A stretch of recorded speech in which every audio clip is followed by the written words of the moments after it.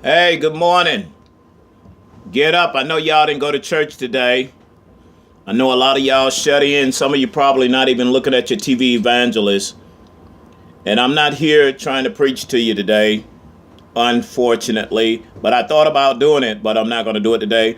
I'm going to talk to you straight from my heart today. I'm going to be speaking directly to those of you that are insecure or that have insecurities. Me, myself, yes, I do. I got hurt years ago, and it left me kind of disabled in some ways. You know, a lot of people can better understand what I'm talking about. If you ever had Bell palsy, well, I didn't have Bell palsy, but I had all the symptoms after having this accident where a 1970 Cadillac automobile fell on my head while I was working up underneath it. And as you can see, this left side of my face, it's been a long process. Sometimes it look like it's not getting no better. Sometimes it feel like it's better. Sometimes I forget about it's there. And then depending on where I'm at or who I'm around, I ball up in a knot and I kind of like isolate myself. I kind of separate myself because I know that my face is disfigured.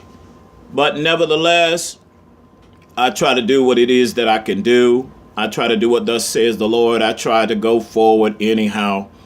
Because I know there are those that have conditions that are worse than mine. But I'm telling you, when I'm in the spirit, it does make a difference. I don't care what nobody thinks about me then. And right now, I really do care what people think. I don't know what people see when they look at me, but I know what I see when I look in the mirror. But nevertheless, I press my way. In spite of my insecurities, I try to do everything that I could possibly do in a lifetime. I don't try to be like anybody else, but I try to mark the perfect.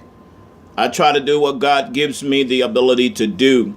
Because it was a time where I couldn't see, I couldn't hear, I couldn't taste. I just had a whole lot going on. And it's been a long time.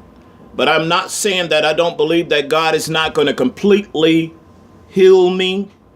But I know during the time that I was injured, because I wasn't able to completely open my mouth, I did a lot of biting on my lip, not even knowing that I was doing it.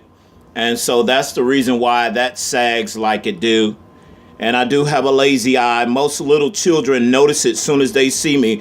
They say, "Hey, what's wrong with your eye? What's wrong with your eye?" And some people that are ignorant and don't know no better think that I had a stroke, which is understandable. You know, a lot of people base what they see on what they know to be correct. But I thought I would come to you live and let you all know, no, I have not had a stroke. But I can't say that God delivered me. I can't say that God brought me out of that situation. I stayed in Norfolk General for the longest time. And I tell you, it was trauma. It was trauma. I was so insecure.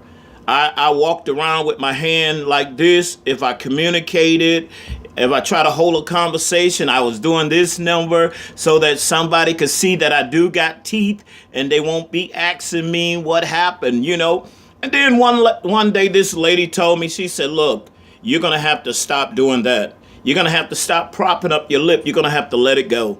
And that's what I did. But I thank God because there was even a time where I couldn't talk. I couldn't pronounce my words. It was very little that I could do. It was very little that I tried to do. It was very little that I was going to do. So on my good days, everything will open up and things will operate according to the way that they're supposed to. But on my bad days, oh man, it looks like a mudslide.